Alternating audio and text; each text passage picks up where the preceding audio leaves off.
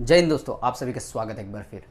हम लोग बात करने वाले आज बैंक में अगर हम सीसी अकाउंट खुलवाते हैं या लोन, बैंकिंग का इनकम कहाँ से होता है। फर्स्ट ऑफ ऑल हमें ये जानना जरूरी है कि बैंक का मेन सोर्स ऑफ इनकम कहाँ से होता है। तो बेटा उसमें ना एक होता है, क्या होता है बेटा, डिपॉजिट, और दूसरा क्या होता है, लोन। अच्छा, जो हम लोग डिपॉजिट करते हैं उसमें बहुत सारे अकाउंट होते हैं। डिपॉजिट के अंदर अकाउंट होते हैं, उसे हम बोलते हैं डस्ट। क्या बोलते हैं उसको, डस्ट। और डस्ट जो होता है उसे हम D for demand deposit, S for saving deposit and T for term deposit, ये हम बात करते हैं इसकी डिपॉजिट वगैरह में। लेकिन एक चीज इसमें याद रखना आप लोग ने कि आपके पॉइंट से ये इनकम है। क्यों? क्योंकि आप बैंक नहीं हो, आप बैंक में जमा करते हो ना, तो आपको क्या मिलता है बेटा, ब्याज मिलता है। बेटा क्या मिलता है, इंटरेस्ट। तो इस अकाउंट से आपको क्या मिलेगा, इंटरेस्ट, ब्याज मिलेगा। अच्छा, आपको अगर ये इस अकाउंट से ब्याज मिलता है तो बैंक के लिए वो खर्चा है, और अगर वो बैंक के लिए खर्चा ना बेटा, तो बैंक की इनकम कैसे हुई। तो बैंक की इनकम कहां से होती है, यहां से होती है, लोन। बैंक आपको क्या करता है, लोन देता है। अच्छा, आपने सपोज हाउसिंग लोन लिया या CC account, cash credit account लिया, तो इसके ऊपर आप क्या करते हो, इंटरेस्ट ना भरते हो, पे करते हो। इंटरेस्ट क्या करते हो, पे करते हो। और जो आप इंटरेस्ट पे करते हो वो बैंक के लिए क्या है, इनकम है। वो बेटा बैंक के लिए क्या है, इनकम है। तो फर्स्ट ऑफ ऑल अगर हम कभी भी बैंक का ऑडिट, बहुत सारे बच्चे हैं जो आर्टिकलशिप के पीरियड में क्या करने जाते हैं, ऑडिट करने जाते हैं, और उनको बैंक में भेजा जाता है, that is called concurrent audit के उसमें जाते हैं। तो कॉन्करेंट ऑडिट के अंदर देखा गया है कि ऐसे बहुत सारी चीज़ें हैं जो बच्चों को समझ में नहीं आती। तो वो मैं आपको आज बताने वाला हूँ कि देखो क्या होता है कि सबसे पहले तो आपको बैंक का बैलेंस शीट समझ में आना चाहिए। अच्छा, बैलेंस शीट समझने के लिए अगर आपने देखा होगा तो मैं खाली आपको लाइबिलिटी साइड बता रहा हूं, ये देखो ध्यान से, लाइबिलिटी साइड है। सी फॉर क्या था, capital, R for reserves, D for deposit, B for borrowing and O for other provisions, ये था। इसको कैसे याद रखेंगे, सी फॉर चली रेखा डार्लिंग बच्चन के ऑर्डर पे, चली रेखा डार्लिंग बच्चन के ऑर्डर पे, ये कोड वर्ड है, याद रखना लाइबिलिटी साइड का। बेटा इसमें ध्यान देना। अब क्या होता है, जो हम बैलेंस शीट देखते हैं या पीएनएल अकाउंट को देखते हैं, अगर उसको हमें समझ में आता है, हमने 12th में पढ़ा था वो कुछ और है, ये बैंकिंग एक्ट है, तो हमें अगर समझ में आता ना कि बैंक का मेन सोर्स ऑफ इनकम क्या है, लोन से आता है, तो हम लोन के ऊपर ज़्यादा फोकस करेंगे। तो आइए हम उसके बारे में थोड़ा सा डिस्कशन करते हैं कि क्या होता है। एक छोटा सा आज पार्ट लेंगे जिसका नाम है कैश क्रेडिट। क्या नाम है, कैश क्रेडिट अकाउंट, जिसे हम शॉर्ट फॉर्म में बोलते हैं सीसी अकाउंट। अच्छा, सीसी अकाउंट हम बैंक में जब ओपन करते हैं, ये एक तरीके से बोला जाता है ना, ये शॉर्ट टर्म बोला जाता है, इसको शॉर्ट टर्म के अंदर आता है, लोन एंड एडवांसेस के अंदर। तो ये बैंक में अकाउंट खोला जाता है। अच्छा, बैंक में अकाउंट खोलते हैं ना, सीसी अकाउंट, तो सीसी अकाउंट के अंदर आपको लोन तुरंत नहीं दे दिया जाता। सीसी अकाउंट के अंदर एक होता है कैश को क्रेडिट, आप जब चाहें तब। अच्छा, बैंक में देखा है दो साइड होता है, एक होता है क्या बेटा, डिपॉजिट, दूसरा विड्रॉल, है ना। कैश को क्रेडिट कर सकते हैं, विड्रॉ कर सकते हैं। कैश को क्या कर सकते हैं, क्रेडिट कर सकते हैं, मतलब विड्रॉ कर सकते हैं, या आपको पावर दिया जा रहा है। आपके खाते में पैसा हो या ना हो, आपको पावर दिया जा रहा है। तो सीसी अकाउंट क्या बोलते हैं, हम लोग ध्यान से इसको समझेंगे। सीसी अकाउंट हम जब खोलते हैं बैंक में, ठीक है, तो ये छोटे पीरियड के लिए, मतलब क्या, 12 मंथ से ज़्यादा नहीं होता इसका पीरियड। इसका पीरियड कितना होता है, 12 महीना। अच्छा, 12 महीने होते तो ये किसके ऊपर होता है, इससे कम भी पीरियड के लिए हो सकता है। अच्छा, 12 महीने के बाद इसको वापस से रिन्यू करना पड़ता है, रिन्यू करना पड़ता होगा। अच्छा, 12 महीने के बाद जब रिन्यू करना होता है तो बहुत सारे चार्जेस देखना होता है। तो इसमें हम लोग चेक क्या करेंगे, सबसे पहले कभी भी कोई भी लोन को हम चेक करने जा रहे हैं, हमें उसके बारे में समझना है, तो उसका एक नोट होता है, that is called sanction note. क्या बोलते हैं उसको, एसएन, सैंक्शन नोट। हम सैंक्शन, लोन कैसे सैंक्शन हुआ उस नोट को पूरा पढ़ेंगे। और जब सैंक्शन नोट आप पढ़ोगे तो उसमें बहुत सारे चार्जेस होते हैं, प्रोसेसिंग चार्ज, मॉर्गेज चार्ज, कुछ लोन वगैरह कुछ ऐसा रहा तो सिक्योरिटी का डॉक्यूमेंटेशन चार्ज, है ना, ये सरसाई चार्ज, फिर बहुत सारे ऐसे चार्ज आपको मिलेंगे, लीगल्स चार्ज, जो लीगल लॉयर वगैरह को देते हैं, वो सारे चार्ज आते हैं। तो उसमें चार्जेस आते हैं, तो वो सारे चार्जेस हमें समझ में आएंगे कि कितना % के हिसाब से क्या कितना लिया है। तो हम सीसी की अगर बात करें तो हमें समझाना क्या था बेटा, कि आपको जिसे बोलते हैं, जो आपका लोन प्रोसेस हुआ ना, that is called processing charge. एक हम चार्ज की बात करें, प्रोसेसिंग चार्जेस। अच्छा, ये प्रोसेसिंग चार्ज जो लगता है ना, ये किस बेसिस पे लगता है, वो सैंक्शन नोट में लिखा रहेगा। अच्छा, पर लैख, 100 रुपीज़ है या 0.1% है या 0.1% है या 1% है, कितना है वो सैंक्शन नोट पे लिखा होगा। तो आप चार्जेस को ध्यान से देखेंगे कि कितना % लगता है। मैं क्या समझाना चाह रहा हूँ देखना ध्यान से। सपोज 1 जनवरी 2020 को लोन सैंक्शन हुआ, तो ये कितने साल के लिए हुआ रहेगा? 1 साल के लिए। इसका पीरियड क्या होगा? 31 दिसंबर 2020, ये 1 साल का इसका सैंक्शन हुआ रहेगा। अच्छा, जब ये सैंक्शन हो जाता है और ये पीरियड एक्सपायर हो जाता है, इसमें क्या लगा होगा? प्रोसेसिंग चार्ज लगा होगा बेटा। लेकिन प्रोसेसिंग चार्ज लगने के बाद जब अगला साल चालू होता है, अकाउंट तो बंद नहीं होता ना, उसका बंद नहीं करता, उसको रिन्यू करता है। तो रिन्यू जब करने आता है, that is called renewal charges बोलते हैं हम, रिव्यू चार्जेस बोलते हैं जिसे हम। तो रिन्यू करते हैं, तो रिन्यू तुरंत तो हो नहीं जाता होगा 31/12 को, तो रिन्यू नहीं होता। रिन्यू वो करते करते बैंक वाले लोग क्या करते हैं, करते करते मान लो मार्च लगा दिया, तो मार्च में कभी रिन्यू हुआ? 1 मार्च 2021 को रिन्यू हुआ।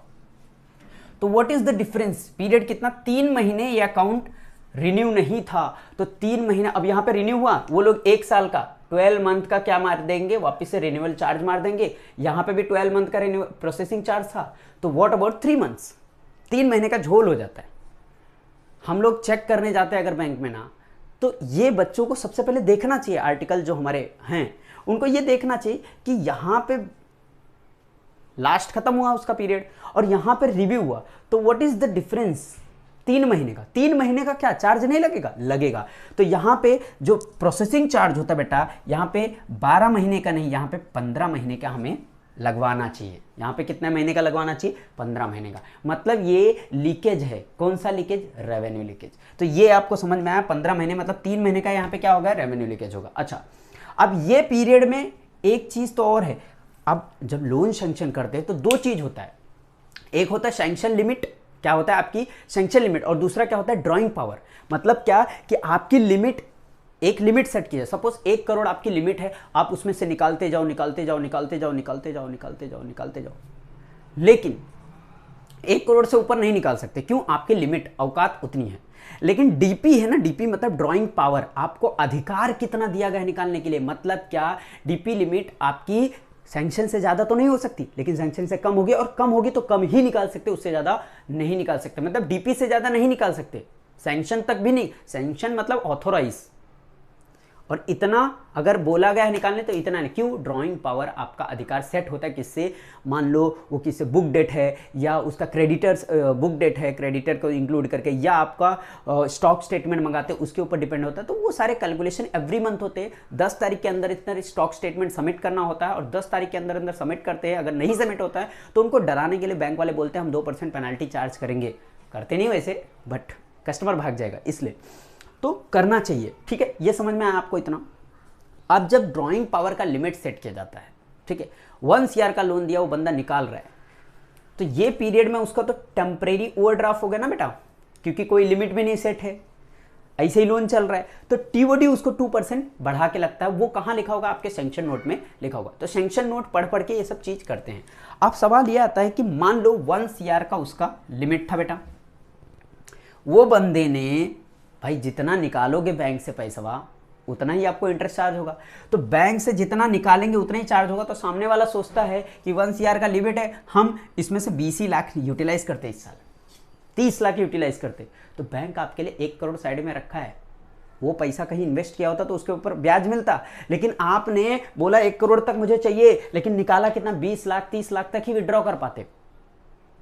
तो आपने जुबान दिया था साहब, और जुबान की बहुत कीमत होती है, और जुबान दिया था तो दैट इज कॉल्ड कमिटमेंट। आपने कमिटमेंट किया था। आप जाके उठा के सैंक्शन नोट पढ़ो, उसमें लिखा होगा कि अगर 60%, हर केसेस में अलग अलग होता है, मैं एक एग्जांपल ले रहा हूं, अगर 60% से नीचे आपने अमाउंट विड्रॉ किया, मतलब 1 करोड़ का 60% कितना? 60 लाख। अगर 60 लाख से कम आपने क्या किया? विड्रॉ किया।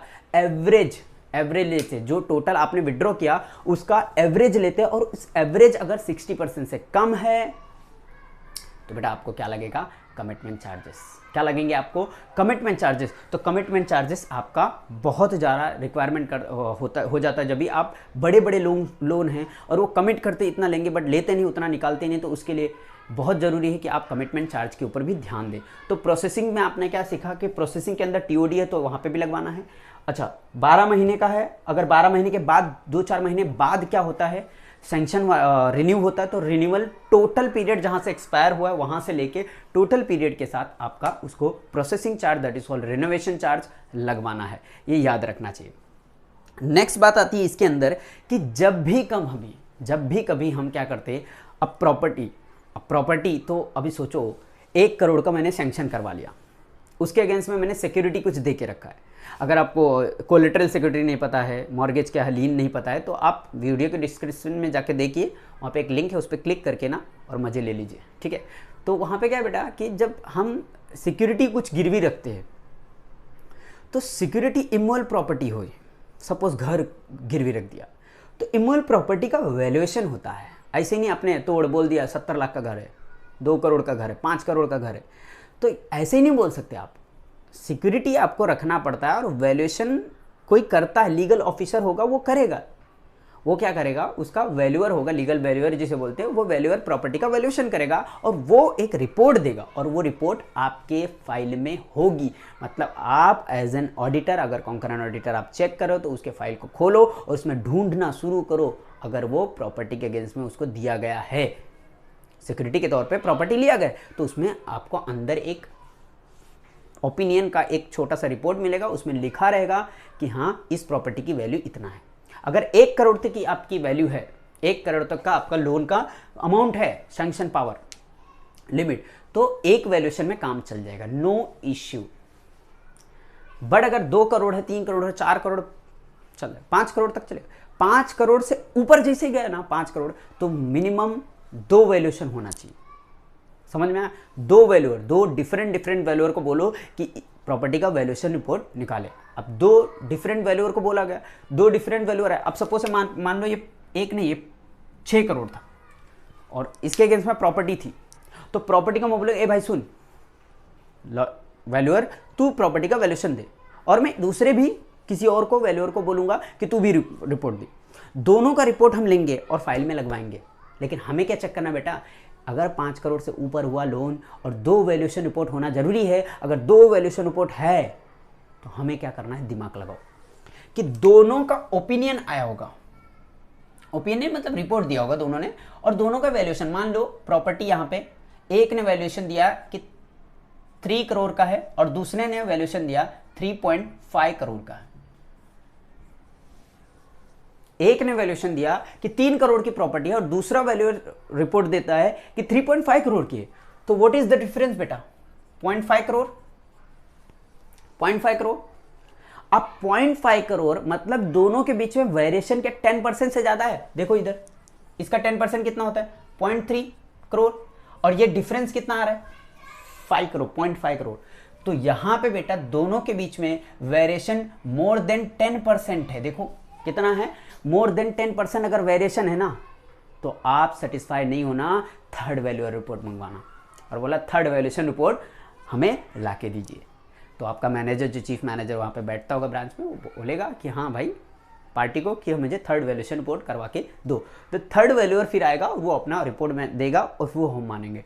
मतलब क्या, जब भी, ध्यान से सुनना, जब भी हमारे प्रॉपर्टी, हमारा लोन 5 करोड़ के ऊपर है और उसके अगेंस्ट में इमोल प्रॉपर्टी का वैल्यूएशन रिपोर्ट 2 होना चाहिए मिनिमम।